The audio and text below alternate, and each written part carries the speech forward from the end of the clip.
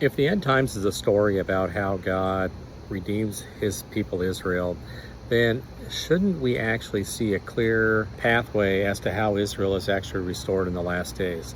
And what I mean by that is, think about Daniel 9:24 through 27. God actually says, hey, here is the decree, 70 weeks to actually restore my people. I'm going to put an end to sin and transgressions, and I'm going to reconcile iniquities. We're going to anoint the most holy, put an end to all prophecy, establish everlasting righteousness. But you don't actually see that happening in our current 7-year models. We have a couple of the aspects that happen there, but then you see this just bunch of chaos that happens during the 7 years, and it's really hard to make out any type of patterns that are recognizable in the Old Testament and even New Testament. What I'm saying is, there actually is a very rhythmic pattern to how God saves his people in the Old Testament. And actually, prophetically, God shows us a pattern of how he wants to restore Israel in the days to come, in the future last days, the end times. And we're told in a number of prophetic passages how God is going to do that. My question to you is, do you see a pattern of how God restores Israel in the last days in the book of Revelation or Matthew, Mark, or Luke? And my answer would be, you don't. And my claim is that the current 7-year models are inadequate to be able to show you exactly how that happens.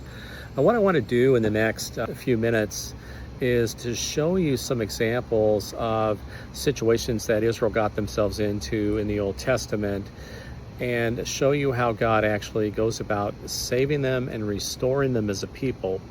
And then I'm going to show you how, in the prophetic passages that God gives us in Zechariah, Hosea, Jeremiah, and Ezekiel, that the pattern of salvation and restoration of Israel is very similar to the patterns of how he restores his people in the Old Testament.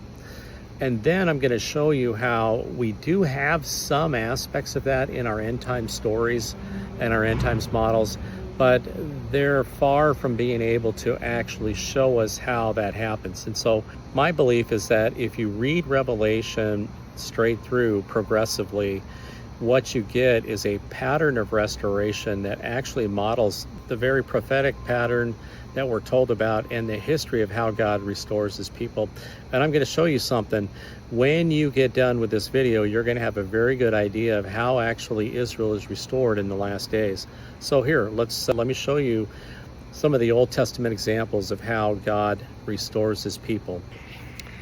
If I were to break up the pattern into maybe 7 different categories of how God restores his people, and it's as a general kind of a rhythm or flow of how God tends to take people through the restoration process, this is how I would describe it. I would say there's first a dismantling of maybe the world that we already live in. If things get hard, we run into crisis and such, and it makes us think how we're living our lives. It makes us reevaluate. And then there's the sifting. We have to decide whether we're going to trust God with our lives, or whether we're going to continue to maybe live in our sins or walk our own way, be our own gods, and that kind of thing. But ultimately, we need to, at some point, have a recognition moment where we say, God, you're in charge. You're the one who needs to make this thing happen. Please, the wheel. Jesus, take the wheel. And that is typically where we begin to see a release and a cleansing in our own lives. And it just may be that God restores our soul, or he gives us peace in the midst of the crisis. He brings a sense of peace that passes all understanding. Ultimately, as we go through that process, we can renew our identity in Christ. We are reminded that we're a child of God, that we're loved, that we're cared for, that no matter what is going on around us, this crisis isn't bigger than the God that we believe in, and God can save us from all kinds of crises and turmoil and heartache and brokenness. God does the cleansing. He renews our identity. He reminds us who we are. But ultimately, in the Old Testament, there's this final rescue that God pulls us out of the crisis that we're in, and then He often judges the nations who have been persecuting Israel, and he brings his vengeance upon them and takes care of them. And then ultimately we experience peace, and we experience rest through a crisis. That's generally the rhythm that goes on, and that's not a hard rule, but I'm going to give you some examples here. So like the Exodus story, Israel is oppressed in Egypt, Pharaoh enslaves and crushes them. That is this dismantling effect. Prior to the Exodus, Israel may have been living in sin. They were set in their ways, and life just takes over. They become careless in their walk with God. And so this enslavement with the Egyptians forces them to now figure out, we're going to reconnect with God? Are we going to separate ourselves from the culture of the Egyptians? Or are we going to fall into the mold that is all around us? And so that dismantling world begins to shake the people up and forces them to begin to make some choices. And there's a sifting that happens in the process. So when God sends Moses and begins to send the plagues out, Moses even says that he's going to sift the people from Egypt. The plagues in Passover separate Israel from Egypt, and God distinguishes his own people from the Egyptian people. Egypt and Israel both will learn who he is, and so there is this, when we have the 10th plague and the blood has to go on the doors, Israel has to make a choice. Each family has to decide if they're going to put the blood of the lamb on the doorpost of each of their homes and trust the process that God is going to pass them over when he sees that blood. And so a choice has to be made about what they're going to do. And so there's this recognition of who God is, falling in line with that and allowing God to do what he needs to do. When Israel finally passes through the Red Sea and goes into this wilderness experience and preparation in Sinai, they start to become a purified people set apart from God and to meet God in a new way. Now they try to go into the promised land, but their faith isn't yet established enough to take on the land, and so they see the giants and they stand in fear. They're like grasshoppers in the sight of these giants. And in their disfaith or their unbelief, God then has to take them through the wilderness for 40 years to change their identity. So not only does he have to give them a new covenant like the Mount Sinai, giving a new commandment, a new covenant by which they're going to relate to God, but he also has to give them a new identity. They have to become a kingdom of priests, people who truly believe that God is the provider and all that. And so that finally, use them entering into the promised land. They're rescued out of this wilderness. They enter into the promised land. They still have a lot of work to do before they take the land. But this nation begins to experience this that they have always longed for. So that would be the first example. The second example would be Gideon. Gideon is a story where the Midianites have Israel and the land is ravaged and Israel is impoverished. And so they themselves are experiencing the results of themselves living without God or living on their own. And here we go again. You've got this nation from the outside oppressing them, and so God Gideon to lead an army, overtake the Midianites, and we start with this 30,000 strong army that whittled down to 10,000. And then said, no, that's still too many, and so God reduces the army from 10,000 down to just 300. And the idea is that God wants there to be any reason for the Israelites to claim credit for themselves for doing the work of conquering their own enemy. God is going to get them to a place where the only way they're going to win is by God intervening and making that happen by himself. When they see defeat happen, they recognize as the Lord, and God reveals that their problem is a covenant unfaithfulness. So there is dismantling in their lives, an oppressing nation that creates a strife. God calls somebody out to help, lead them into freedom once again, but he's going to do it in a way that shows his power and his glory. When the victory comes, they recognize that God is God. They want to again follow him and rededicate themselves to him. And then there's this cleansing of the land. Baal around, the country down, and idolatry is confronted and removed. And so there's a cleansing, but then there's also this new identity. The faithful remnant is defined around Gideon's reduced company. The Israelites are once again reminded who they are as Israelites. And so after the Midianites are defeated, Israel then once again begins to experience the peace and the prosperity that comes from resting in God, making God their number one. Another example would be the Babylonian exile and their return. So Jerusalem is besieged and destroyed. Their temple and their monarchy collapses. And Babylon takes Israel into captivity. There's a sifting that happens. Daniel and us are put in the situation where they are part of the leadership of these exiles, but they're also kind of forced to either eat like everybody else does or to keep their dietary type of standards that they have for their own families. And so they separate themselves and they eat a different type of diet than the other people do. And so they begin to have to choose how they're going to live their lives. Are they going to be conformed to the world around them, or are they going to set themselves apart? When they come back to the land, their temple is restored, the impurity is addressed, and covenants are reformed. They do receive a new identity. The law is read, the covenant is renewed, and people are reconstituted.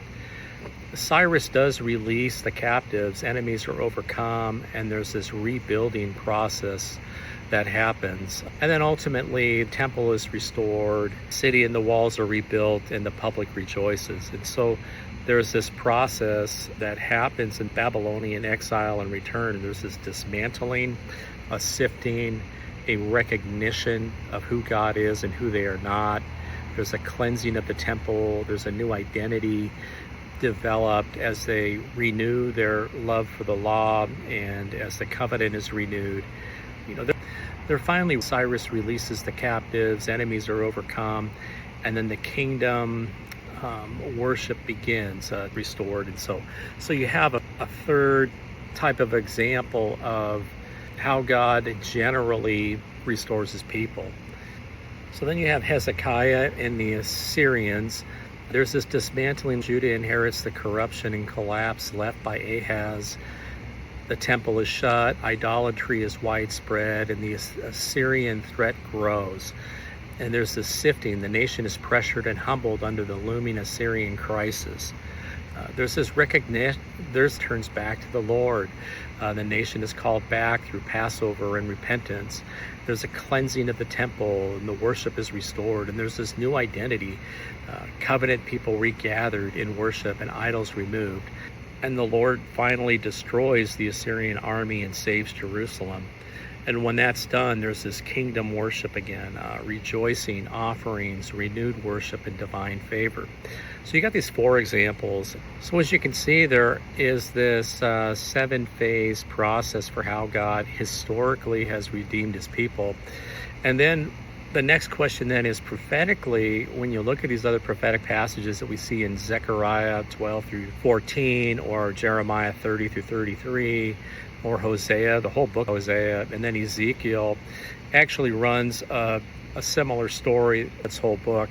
But I might just focus on a couple here and just show you how prophetically God is telling us that he is going to do a very similar type of rhythmic restoration of Israel. It's not going to be just this flash in the pan. God throws everything on the table and all the bowls and the trumpets are blown and the seals are torn off. The scroll happens in this haphazard way.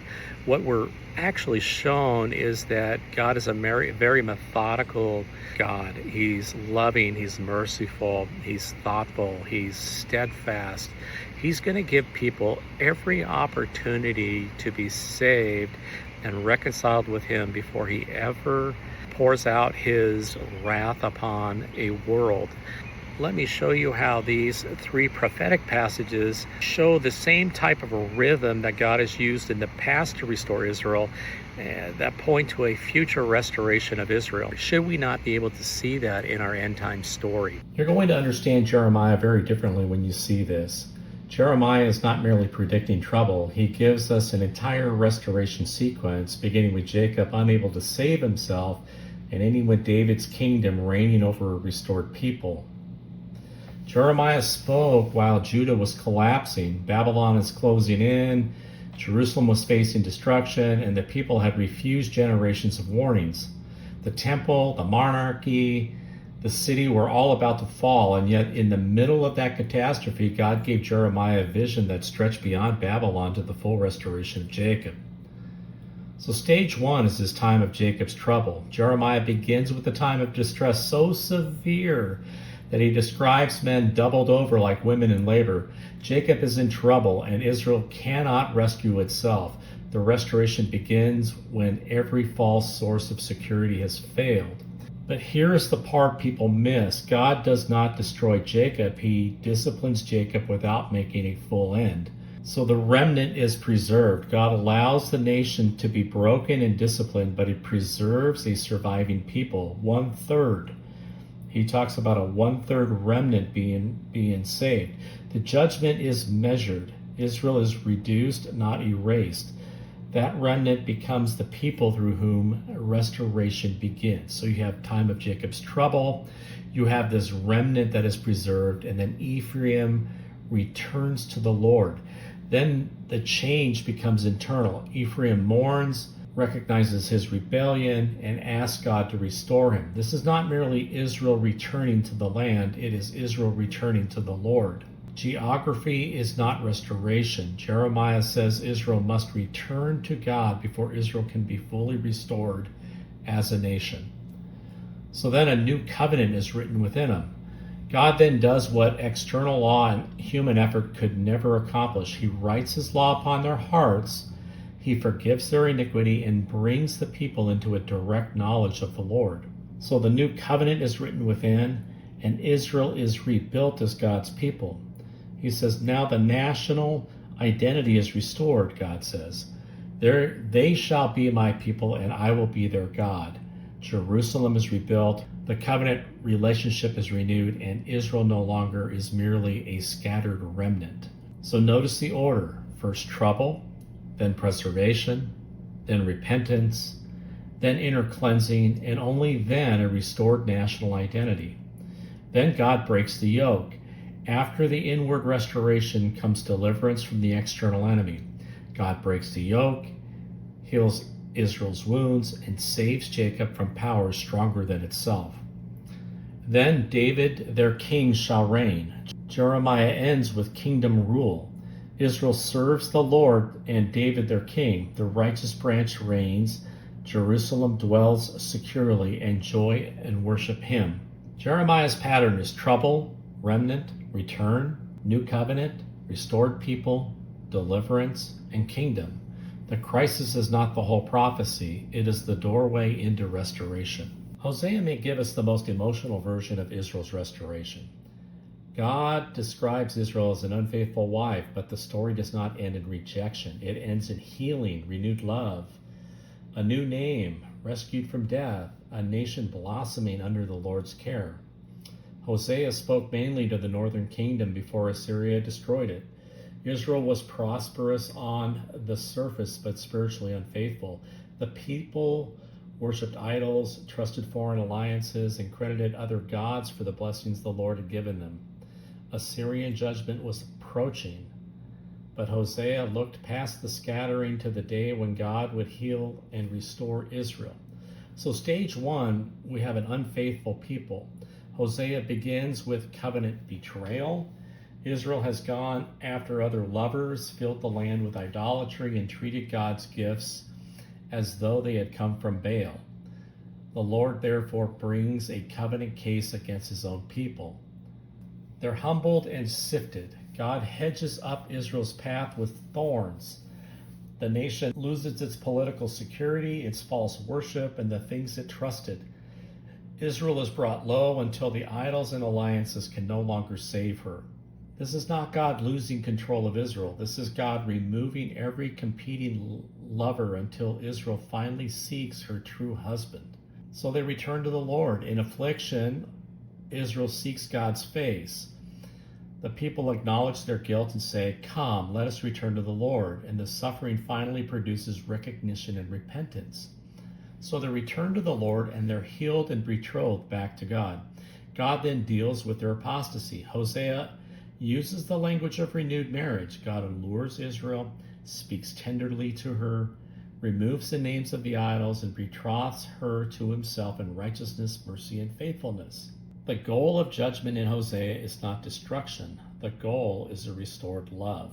His goal, and he says this, those who are not my people become my rejected name is reversed. Lo, Ami, not my people, becomes Ami, my people.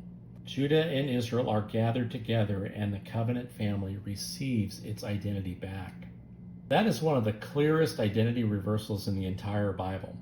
The people who were told you are not my people are publicly renamed my people, and they are ransomed and then rescued. The Lord roars like a lion, and his children return trembling from the nations.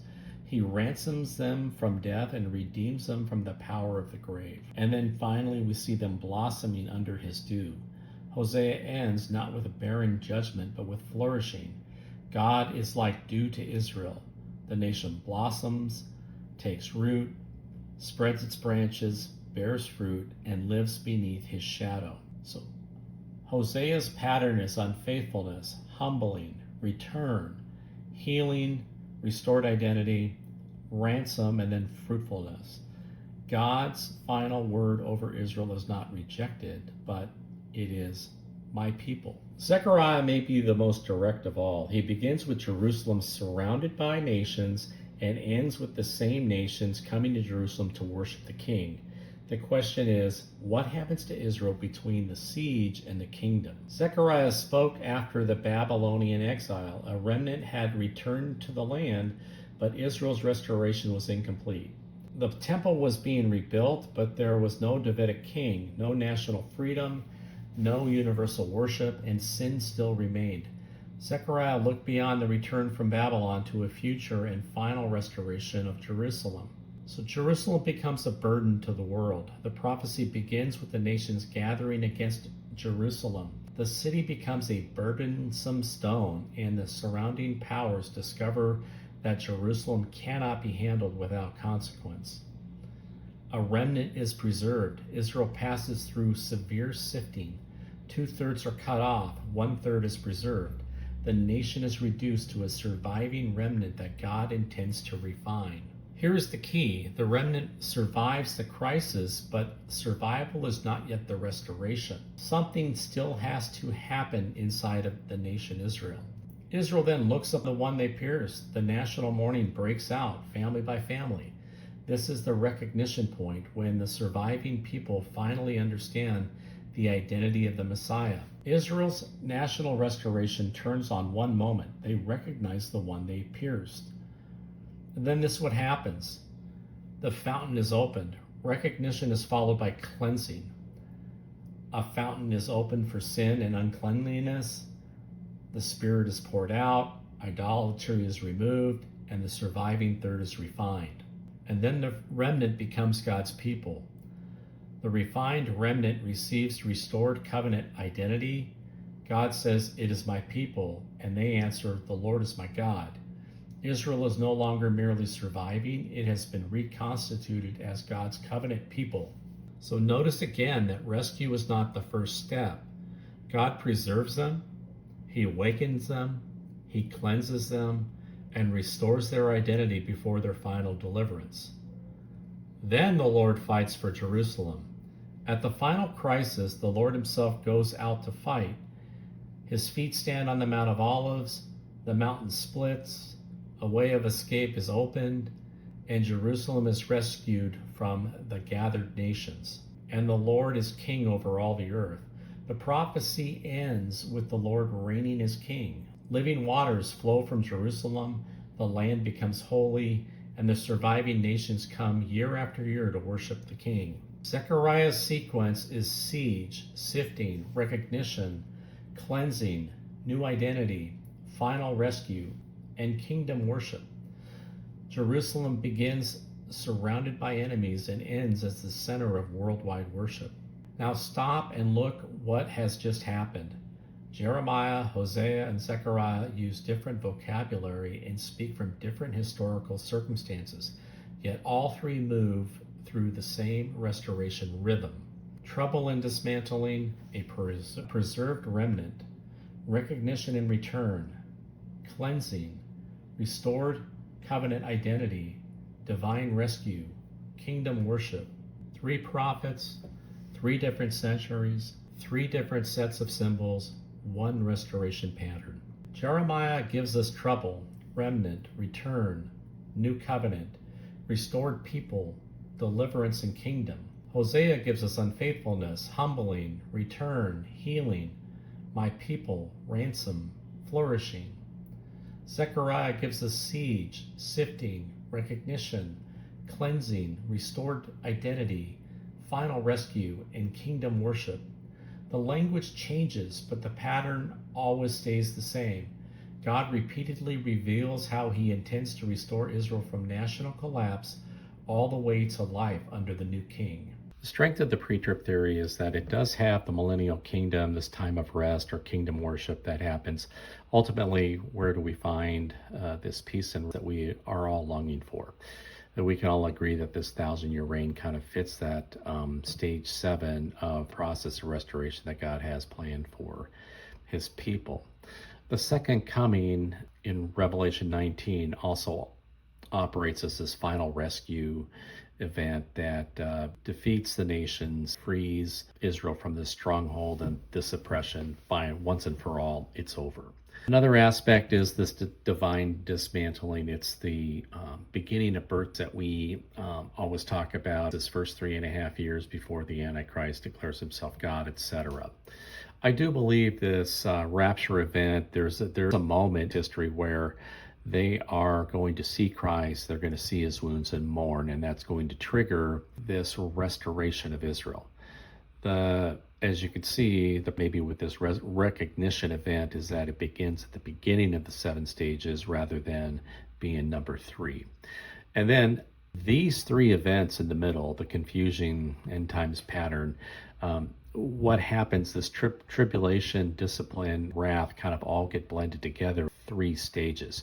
I try to describe them individually, but they don't align individually chronologically. The pre-wrath theory. The Great Tribulation involves the trumpets and the bowls, and they all kind of get poured out all at the same time. The 144,000 are operating somehow while the 2 witnesses are operating, and so there's all these actors on the fields, and you do have a lot happening in these 3 phases, but you can't tell where the phases start and end, and you can't really even delineate that there's these differences of phases. So all that to say, the pre-trib theory does have a number of the aspects of the restoration process, but these 3 middle ones get mixed up, and there's a lot of confusion created in that theory. And then though we have this rescue event or this recognition event, I don't believe it's in the right place, and that also brings some confusion into understanding how God restores Israel in the last days. The pre-wrath theory actually models the 7-stage restorative process pretty well. And let me go through them really quickly here. They have, first of all, the divine dismantling, which would be the beginning of birth pains event that lasts 3.5 years. And then the Antichrist declares himself God. And then they have this great tribulation or the sifting event that forces Christians to align with Christ. And it actually is a time where the nations, the unrepentant nations, align with the Antichrist and take the mark of the beast. And then we're also told that during this great tribulation that the Israelites will run to the wilderness for 3.5 years because their time is not yet. And the Old Testament tells us that. So you have the 3 people groups in the Old Testament sifted out, and we're actually told in Zechariah that God will take Israelites who run into the wilderness to hide, he will whittle them down to 1/3 the size, to a remnant group who he will refine later on. Then you have this recognition event where Christ comes at the 6th seal, and the tribes of the land see Christ, they see his wounds, and they mourn for what they have done, and they mourn maybe for their sinfulness, and their restoration process begins. Now, after Christians, believers, are taken away with Christ, you now have unrepentant nations and now Israelites in the wilderness, this 1/3 remnant. And what happens is the 1/3 remnant enters into this time of discipline, be the trumpets, which are poured out in thirds. So you have these third judgments being poured out on the nations, while this 1/3 remnant is being restored by the Lord. And talk about them also getting a new identity, and then finally being rescued in that Revelation 19 event, and then them experiencing a 1,000-year reign of peace and kingdom worship. The problem with the pre-wrath theory, and that it's only my argument, is that the restorative discipline, the final wrath that God pours out, or in regards to Israel, this cleansing of the land and this new identity that they gain, are compressed into a really, really short amount of time. It could be 1 month, it could be 6 months or a year. And these events happen so quickly that it's really difficult to understand what God is doing. So that's the pre-wrath theory, and let me show you the 14-year model.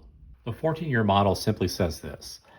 It says that it takes 7 years for the divine dismantling and the Great Tribulation to happen. These are the 3.5 years plus the 3.5 years. So these are the 7 years that the Antichrist uses to declare himself God, deceive the world, and force everyone to worship him or die. And that 7 years is Satan's 7. He pours out his wrath upon the people. These 7 years do not count towards the 7 years that God is going to use, the final 7 years that are remaining, that God's going to use to restore his people, Israel. So after the first 7 years, Jesus comes down on the clouds, gathers his church together to meet him in the air, along with those who are resurrected. And this event happens. But more importantly, in regards to Israel, we had them go into the wilderness during the second phase for 3.5 years. They are whittled down to 1/3 the remnant size, and they enter, and the 1/3 then sees this rapture event happen. They see Christ's wounds and they mourn, and their restoration process begins. So this 1/3 remnant then comes into this trumpet phase, which lasts 3.5 years. And in this trumpet phase, they are still in the wilderness, protected by God, and they will be restored. God says he will pour Spirit upon them and then write his law in their hearts and begin to teach them how to walk in the Spirit during this time that the 144,000 are on the earth witnessing. And then while the temple is being, that 2,300 days after the Antichrist desecrates the temple.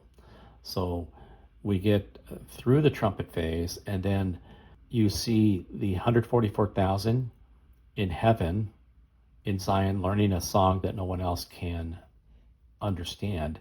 And then we see the two witnesses on earth operating during the bowl phase as they oversee the administration of the pouring out of the bowls and people being judged for their unrepentance. And during this time, we have the two witnesses, Moses and Elijah, who guide Israel through a time where God is pouring his plagues down on the world for judgment. And Israel is reliving the 10 plagues and the exile from Egypt type of experience. And they begin to gain a new identity. They're no longer identified with the world, but they identify with God, or Yahweh, as their husband. So it's a time where Israel is restored with a new identity. And then again, we get back to this final rescue, this Revelation 19 event where God the Father stands with his 2 feet on the Mount of Olives, splits it in two, and his remnant, restored remnant who are cleansed, have a new identity, then walk through the valley where the Mount of Olives split in two, they are saved, and God pours out his final judgment on those who are attacking Jerusalem. And then have the 1,000-year reign. And these line up exactly how Zechariah, Jeremiah, and Hosea also talk about the dismantling, the tribulation, sixth seal, restoration, final coming, the millennial reign, which parallel the siege, the sifting, the recognition, the cleansing, the new identity, the final rescue, and kingdom worship. If your end times model can explain to somebody how Israel is restored in the last days through a process, then you've won the battle.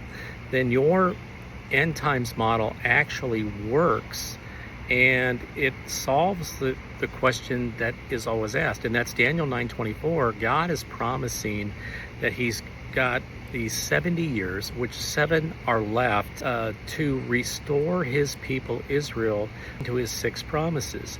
And we have to ask ourselves, when does that happen in our model? And if our models do not answer that question, then we need to be able to readdress our models so that they can actually explain the very purpose of the 7-year process, and that is, how does God restore his people during that time? So I hope you enjoyed this video, and I hope you're better informed about maybe the rhythm of the Old Testament, the rhythm that the prophets all say God will use to restore his people, and now can understand maybe how the last days can actually provide the framework for that to happen in a real and practical way. All right, guys. See you on the next video.